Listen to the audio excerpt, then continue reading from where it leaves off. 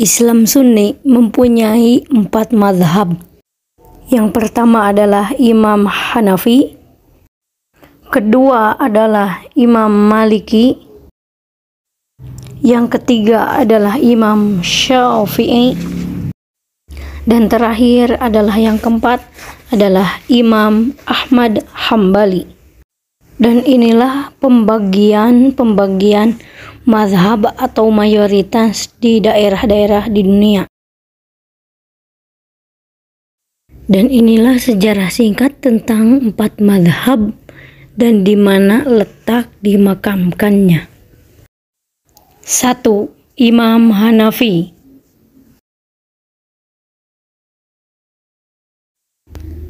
Beliau rahimahumullah bernama An-Nu'man bin Thabit bin Zoto At-Taimi Al-Kufi.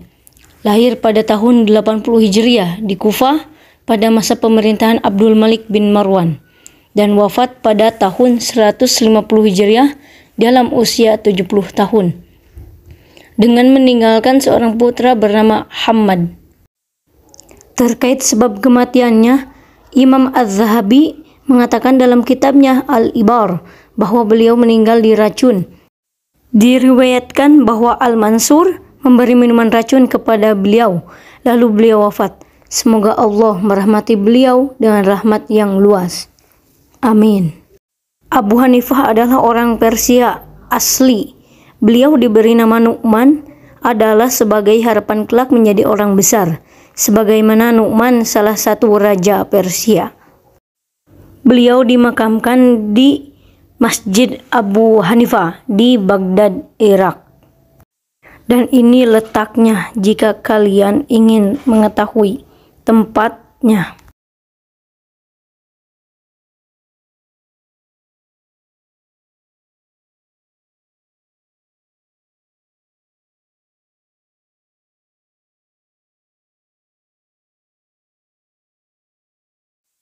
Dua. Imam Maliki. Beliau bernama Malik bin Anas bin Malik, berikutnya Abu Abdillah, dan berlakob Imam Darul Hijrah. Digelari dengan Imam Darul Hijrah adalah karena beliau tidak pernah keluar dari kota Madinah. Imam Malik lahir di Madinah pada tahun 93 Hijriah. Demikian mayoritas ulama berpandangan berjarak 79 tahun dari wafatnya Rasulullah sallallahu alaihi wasallam. Beliau lahir bertepatan pada tahun di mana Anas, pelayan Rasulullah SAW, wafat.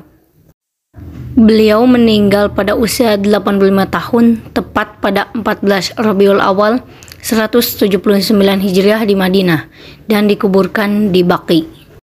Imam Maliki berada dalam kandungan selama 3 tahun, padahal lazimnya para ibu mengandung selama 9 bulan. Dan inilah foto atau tempat di mana Imam Maliki dimakamkan.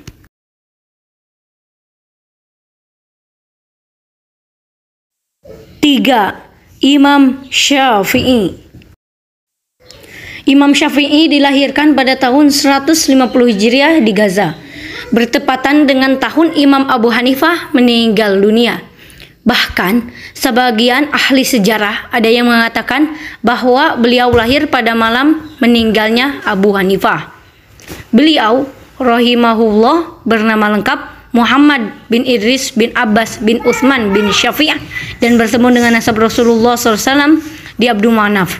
Artinya, Imam Asy-Syafi'i berasal dari suku Quraisy dan bertemu nasabnya dengan baginda Nabi. Meski bukan keturunan beliau sallallahu alaihi wasallam, Imam Asy-Syafi'i berkunyah Abu Abdillah dan berlaqab Nasirul Sunnah atau pembela sunnah. Beliau mampu memperoleh ilmu dan kedudukan yang tinggi. Beliau adalah seorang ulama yang hidup dengan asuhan ibu saja, karena ayah beliau wafat saat imam masih belia. Sang imam tumbuh kembang di Mekah meski lahir di Gaza, sebab pada umur 2 tahun sang ibu membawa beliau untuk menetap di Mekah. Beliau wafat pada tanggal 20 Januari 820 Masehi di Mesir. Dan inilah letak Imam Syafi'i dimakamkan.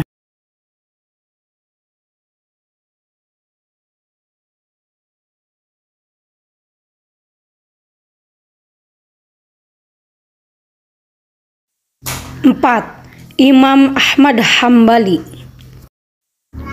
Beliau adalah Abu Abdillah Ahmad bin Muhammad bin Hambal Asy-Syaibani. Imam Ibnu Al-Athir mengatakan, tidak ada di kalangan Arab rumah yang lebih baik, ramah terhadap tetangganya, dan berakhlak yang mulia daripada keluarga Syaiban. Banyak orang besar yang terlahir dari kabilah Syaiban ini. Di antara mereka ada yang menjadi panglima perang, ulama, dan sastrawan. Beliau adalah seorang Adnaniyah Arab. Nasabnya bertemu dengan Nabi SAW di Nizar bin Ma'ad bin Adnan. Imam Ahmad dilahirkan di ibu kota kekhalifahan Abbasiyah, yaitu di Baghdad, Irak, pada tahun 164 Hijriah atau 780 Masehi. Saat itu Baghdad menjadi pusat peradaban dunia, di mana para ahli dalam bidangnya masing-masing berkumpul untuk belajar ataupun mengajarkan ilmu. Dengan lingkungan keluarga yang memiliki tradisi menjadi orang besar, lalu tinggal di lingkungan pusat peradaban dunia, tentu saja menjadikan Imam Ahmad memiliki lingkungan yang sangat kondusif dan kesempatan yang besar untuk menjadi seorang yang besar pula. Beliau wafat pada tanggal 2 Agustus 855 Masehi dan dimakamkan di Al-Hashemiyah, Yordania. Dan inilah tempat makamnya.